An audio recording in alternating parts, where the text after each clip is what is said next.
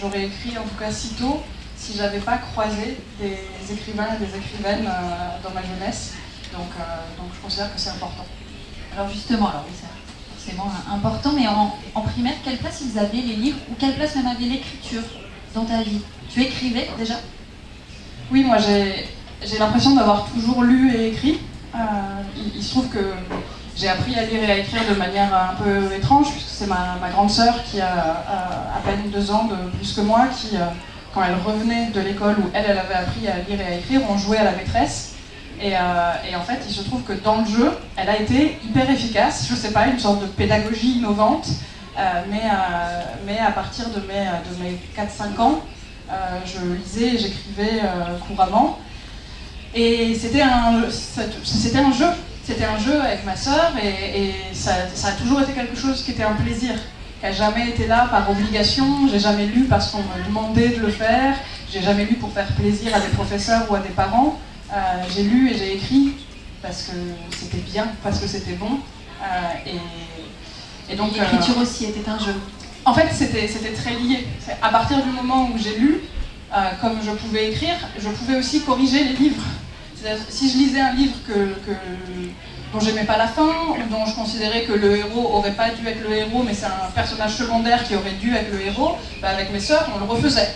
On corrigeait, puis on glissait nos feuilles entre les pages du livre, voilà, pour dire, bon, c'est comme ça que ça aurait dû être fait. Voilà la nouvelle version. Voilà. Par exemple, un livre sur lequel vous avez réécrit des passages ou la fin. Les Trois Mousquetaires. Les Trois Mousquetaires, parce que donc, le héros des Trois Mousquetaires, pour ceux d'entre vous qui l'ont lu, c'est D'Artagnan. Mais en fait, Dumas disait que Aramis était beaucoup plus beau, et moi j'avais envie que le héros ce soit le plus beau des mousquetaires. Donc on réécrivait des pages sur Aramis pour compenser. Et puis alors là, spoiler alerte, hein, pour ceux qui ne l'ont pas lu, mais dans Les Trois Mousquetaires, D'Artagnan a une histoire d'amour avec une femme qui s'appelle Constance Bonacieux et qui est empoisonnée par une terrible espionne anglaise. Et on trouvait ça vraiment injuste que cette pauvre Constance Bonacieux se retrouve prise dans des complots politiques qui ne la concernaient pas du tout. Elle voulait juste vivre, avoir une belle vie, une bonne vie, etc. Donc on l'a sauvée. On a dit, en fait, le poison, c'était faux. Elle faisait semblant d'être morte, donc on faisait ressusciter Constance Bonacieux. Et aujourd'hui, c'est toujours un jeu d'écrire. Je sais pas si c'est un jeu, en tout cas c'est toujours un plaisir.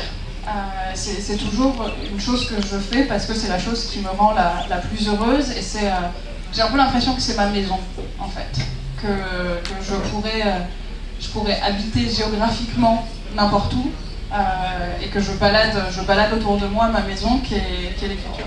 On me demandait ce que je voulais faire ou pour mes parents, écrivaine, c'était pas une piste vraiment sérieuse. Donc je me suis dit, bon bah je vais devenir prof, parce qu'un des points communs que je vois entre l'écriture et l'enseignement, c'est l'idée de la transmission. Mais moi je tiens un journal intime depuis que j'ai 7 ans, et en fait, de temps en temps je le relis, et c'est assez impressionnant, entre mes 15 ans et mes 22 ans, la question elle revient tout le temps de est-ce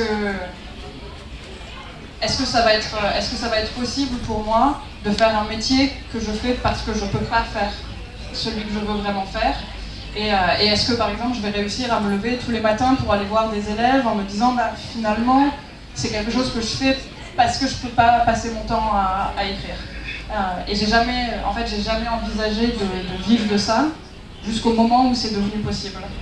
Et tout à coup j'ai réalisé qu'en fait j'avais pas besoin d'avoir un autre métier, ce que tout le monde appelle un vrai métier. On me demande tout le temps, mais d'accord, vous écrivez, mais est-ce que vous avez un vrai métier? Bah ouais, j'ai un vrai métier, je suis écrivaine.